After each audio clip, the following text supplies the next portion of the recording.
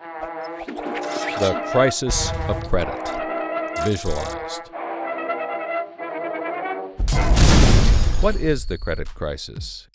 It's a worldwide financial fiasco involving terms you've probably heard like subprime mortgages, collateralized debt obligations, frozen credit markets, and credit default swaps.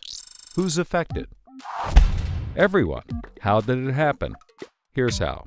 The credit crisis brings two groups of people together, homeowners and investors. Homeowners represent their mortgages, and investors represent their money. These mortgages represent houses, and this money represents large institutions like pension funds, insurance companies, sovereign funds, mutual funds, etc. These groups are brought together through the financial system, a bunch of banks and brokers commonly known as Wall Street. While it may not seem like it, these banks on Wall Street are closely connected to these houses on Main Street. To understand how, let's start at the beginning. Years ago, the investors are sitting on their pile of money, looking for a good investment to turn into more money. Traditionally, they go to the U.S. Federal Reserve, where they buy Treasury bills, believed to be the safest investment. But in the wake of the dot-com bust in September 11th, Federal Reserve Chairman Alan Greenspan lowers interest rates to only 1% to keep the economy strong. 1% is a very low return on investment, so the investors say, no thanks. On the flip side, this means banks on Wall Street can borrow from the Fed for only 1%. Add to that general surpluses from Japan, China, and the Middle East, and there's an abundance of cheap credit. This makes borrowing money easy for banks and causes them to go crazy with leverage. Leverage is borrowing money to amplify the outcome of a deal. Here's how it works. In a normal deal, someone with $10,000 buys a box for $10,000. He then sells it to someone else for $11,000. For a $1,000 profit, a good deal. But using leverage, someone with $10,000 would go borrow $990,000 more dollars, giving him $1 million in hand. Then he goes and buys 100 boxes with his $1 million and sells them to someone else for $1,100,000. Then he pays back his $990,000 plus $10,000 in interest. And after his initial $10,000, he's left with a $90,000 profit versus the other guy's $1,000.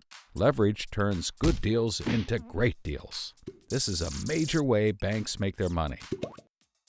So Wall Street takes out a ton of credit, makes great deals, and grows tremendously rich, and then pays it back.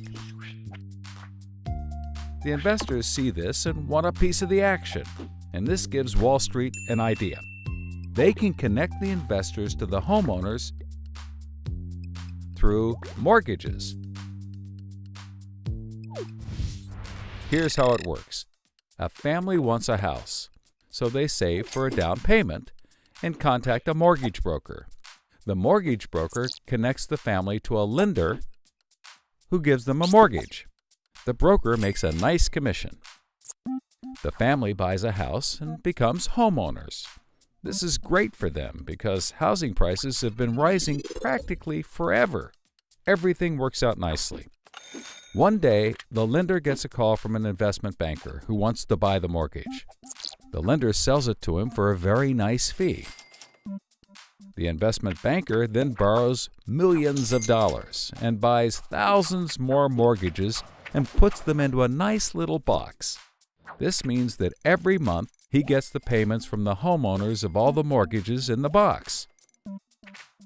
Then he sicks his banker wizards on it to work their financial magic, which is basically cutting it into 3 slices: safe, okay, and risky. They pack the slices back up in the box and call it a collateralized debt obligation, or CDO. A CDO works like 3 cascading trays. As money comes in, the top tray fills first, then spills over into the middle, and whatever is left into the bottom. The money comes from homeowners paying off their mortgages. If some owners don't pay and default on their mortgage, less money comes in and the bottom tray may not get filled. This makes the bottom tray riskier and the top tray safer. To compensate for the higher risk, the bottom tray receives a higher rate of return, while the top receives a lower, but still nice return. To make the top even safer, banks will insure it for a small fee called a credit default swap. The banks do all of this work so that credit rating agencies will stamp the top slice as a safe, AAA rated investment, the highest, safest rating there is. The OK slice is BBB, still pretty good, and they don't bother to rate the risky slice.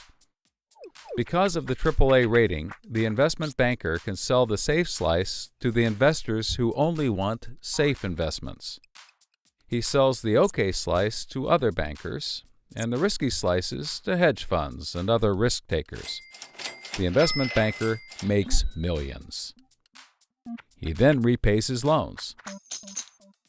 Finally, the investors have found a good investment for their money, much better than the 1% Treasury bills. They're so pleased they want more CDO slices. So the investment banker calls up the lender, wanting more mortgages. The lender calls up the broker for more homeowners, but the broker can't find anyone. Everyone that qualifies for a mortgage already has one, but they have an idea.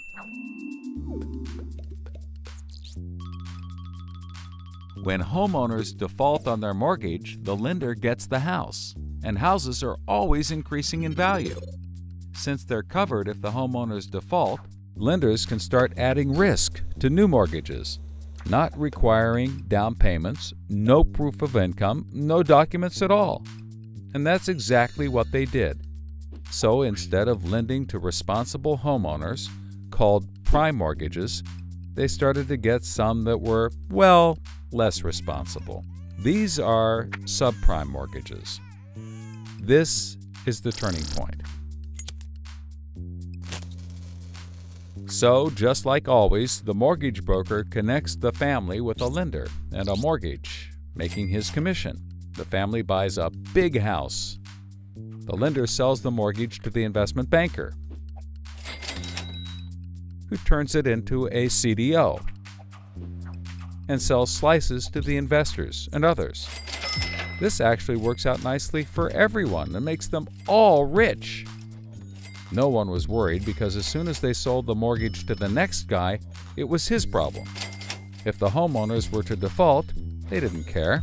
They were selling off their risk to the next guy and making millions, like playing hot potato with a time bomb.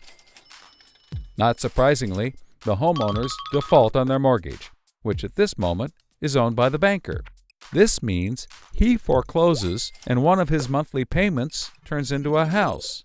No big deal. He puts it up for sale.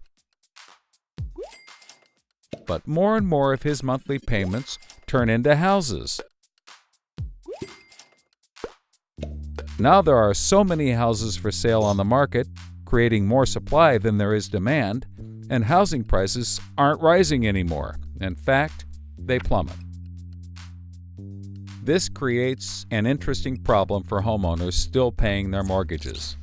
As all the houses in their neighborhood go up for sale, the value of their house goes down, and they start to wonder why they're paying back their $300,000 mortgage when the house is now worth only $90,000. They decide that it doesn't make sense to continue paying, even though they can afford to, and they walk away from their house. Default rates sweep the country, and prices plummet. Now the investment banker is basically holding a box full of worthless houses. He calls up his buddy, the investor, to sell his CDO, but the investor isn't stupid and says, no thanks. He knows that the stream of money isn't even a dribble anymore. The banker tries to sell to everyone, but nobody wants to buy his bomb. He's freaking out because he borrowed millions, sometimes billions of dollars to buy this bomb, and he can't pay it back. Whatever he tries, he can't get rid of it. But he's not the only one. The investors have already bought thousands of these bombs. The lender calls up trying to sell his mortgage, but the banker won't buy it, and the broker is out of work. The whole financial system is frozen, and things get dark.